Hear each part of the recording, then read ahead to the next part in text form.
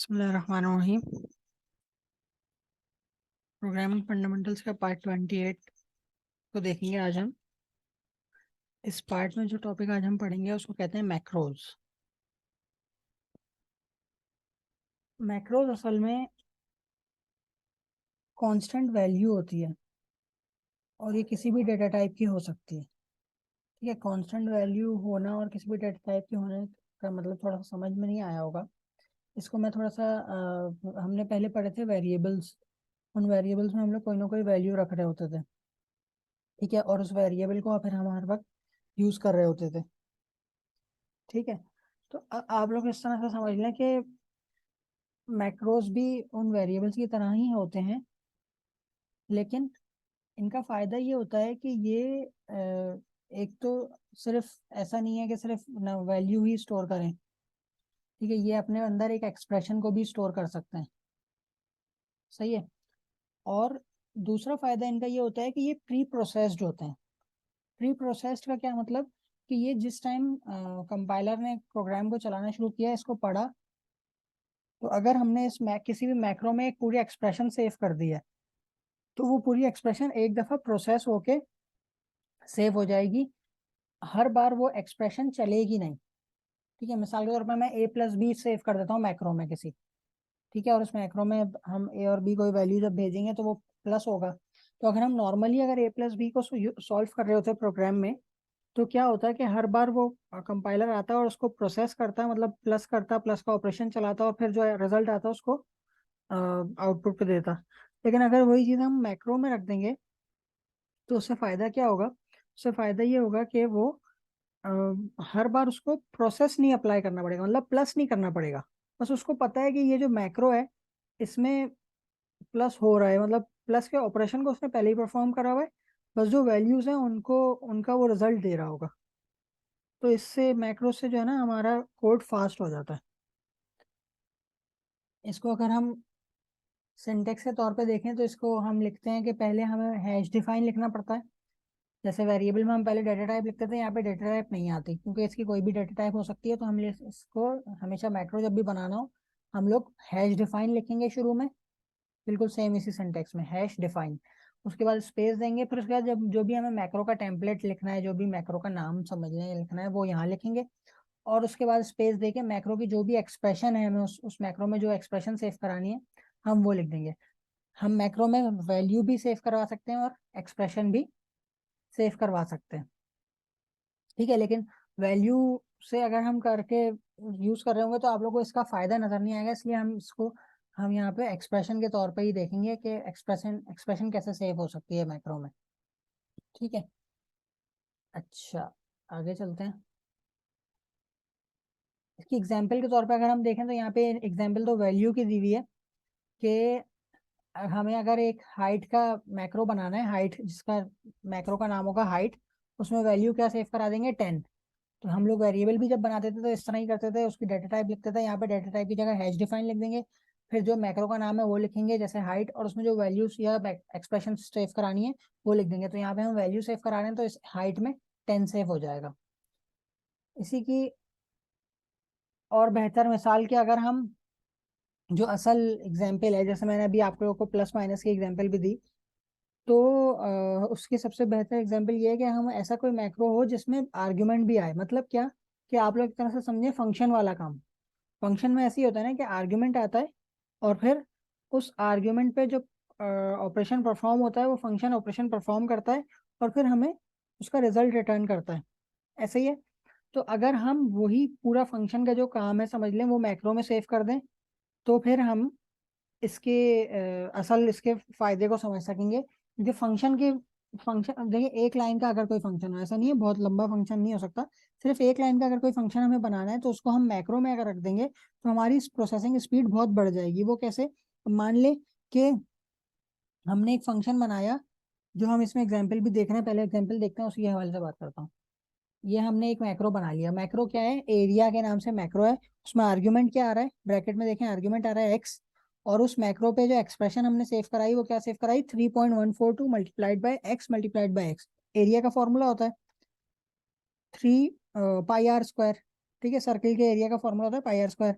तो हमने वो यहाँ पे समझ लें वो एरिया के फॉर्मूले को मैक्रो में सेव करा दिया, और जो आर्ग्यूमेंट में एक्स आएगा उसी एक्स पे ये फॉर्मूला परफॉर्म करके दे देगा। अब हमें ये फायदा कैसे देगा? हम यही काम फंक्शन में भी कर सकते थे ना। आप लोग के ध्यान में सवाल आएगा कि हम फंक्शन में ये काम कर लेते तो फिर हम फंक्शन में क्यों नहीं किया, यहाँ पे क्यों कर रहे हैं?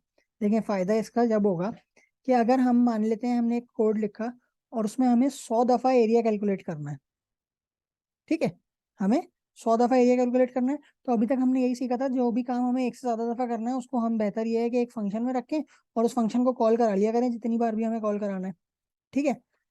लेकिन अब हमने एक और चीज सीखी कि अगर वो फंक्शन सिर्फ एक लाइन का है, उसको 100 दफा भी कॉल कॉल करना है, और लेकिन वो फंक्शन की खासियत क्या है, वो सिर्फ एक लाइन का है, तो फिर हमारे लिए बेहतर ये है कि हम फंक्शन ना बनाएं, मैक्रो बनाएं।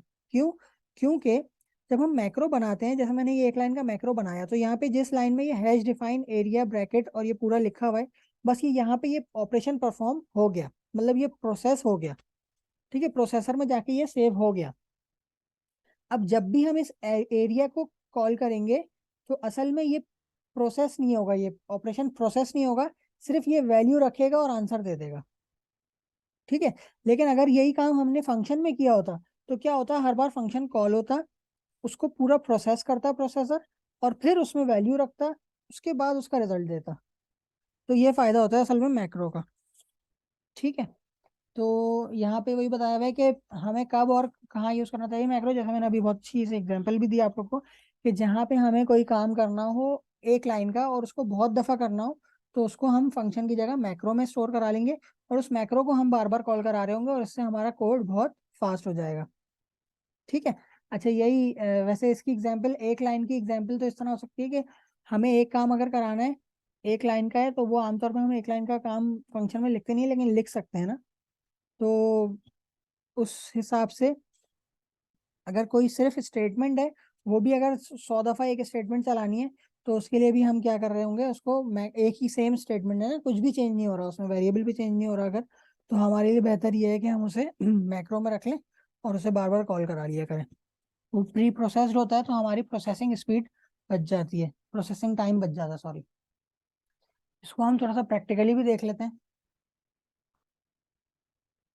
ठीक है, ये तो नॉर्मली फंक्शन बनता ही है। अब हमें, हम लोग जो मैक्रो बनाते हैं ना वो हमेशा फंक्शन से ऊपर बनाते हैं। तो हम यहाँ पे एक मैक्रो बना लेंगे, हैश डिफाइन, जो हमने अभी एग्जांपल देखी है प्रेजेंटेशन में उसी को यूज कर लेते हैं। एरिया ब्रैकेट एक्स, और उसकी एक्सप्रेशन क्या हो जाएगी, 3.142 multiplied by x multiplied by x, x square होता है इसलिए। अब हम क्या कर रहे होंगे, print f area of circle with radius 2 equals to %d, ठीक है। और यहाँ पे हम अपना मैक्रो कॉल करा लेंगे,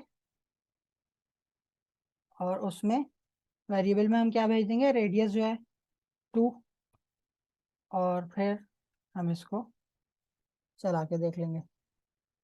इस फंक्शन को हम यहाँ लिख लेंगे, ठीक है। और यहाँ पे %d की जगह %f आएगा। उसकी वजह क्या है कि देखिए एरिया जब कैलकुलेट होगा तो ये पॉइंट्स में वैल्यू देगा ना, तो पॉइंट्स में जब ये वैल्यू देगा तो उसको हमें फिर %f में प्रिंट करवाना चाहिए।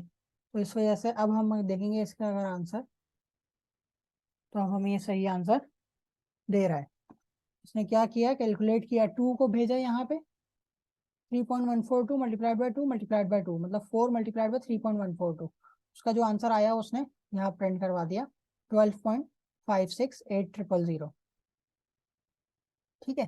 तो ये इस तरह से हम लोग मैक्रोस को डिफाइन कर रहे होते हैं, और उसको जहां भी यूज करना है हम लोग फिर उसे यूज कर सकते हैं। बस इसका हमें ख्याल रखना होगा कि उसके जो वैल्यू रिटर्न होकर आ रही है वो किस डेटा टाइप में है, क्योंकि हम हमें पता है कि किसी भी डेटा टाइप में हो सकता है ना मैक्रो, तो इस वजह से हमें इसका बहुत ख्याल रखना होगा।